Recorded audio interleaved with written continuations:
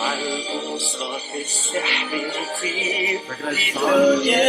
يفوق تعلم مش معروف ما نحسش فيه بالحب وفيه مشعوف يا حبيبي Can you guess what song that is? Can you guess what topic that is?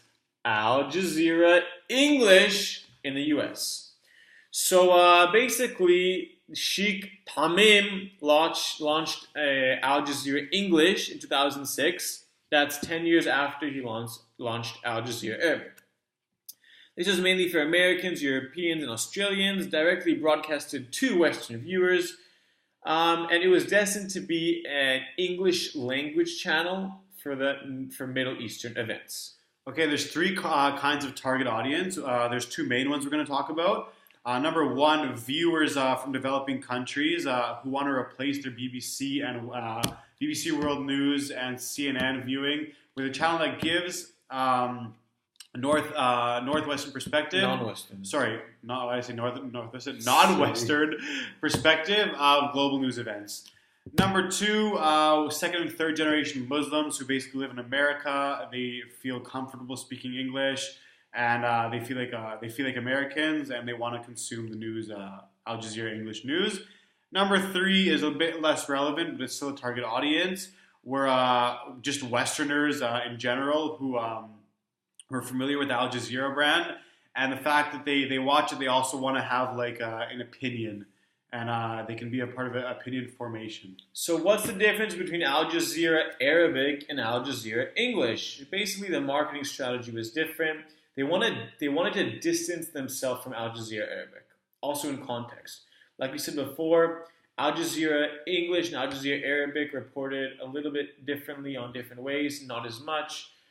For example, Al Jazeera Arabic focused on the Arab world in 60% of its stories, while Al Jazeera English only focused on the Arab world in about 12% of its stories. 57% of Al Jazeera English news were from the developing world. That was their main focus.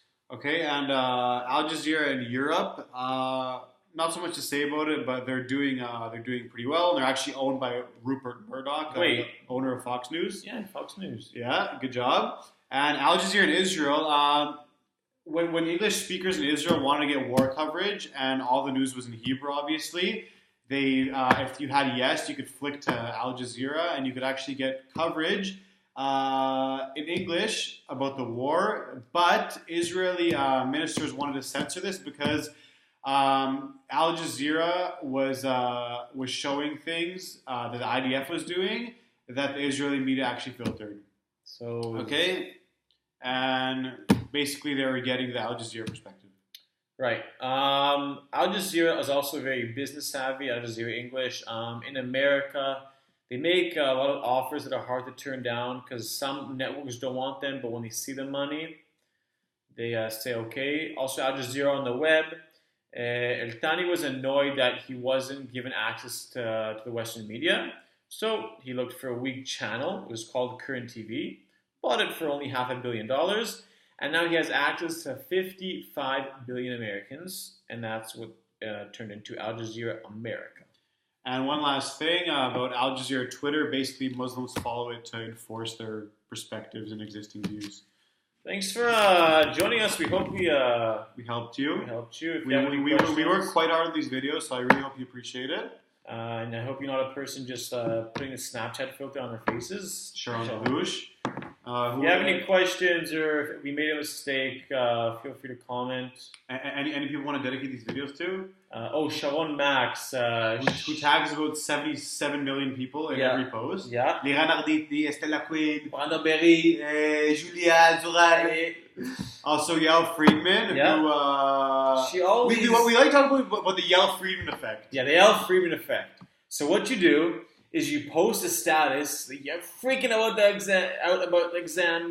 You're so scared you're gonna fail it, but you get your mark back, and it's amazing. Yeah, and it's like that's 95. The Yael Friedman effect. It might be on the exam, so pay attention.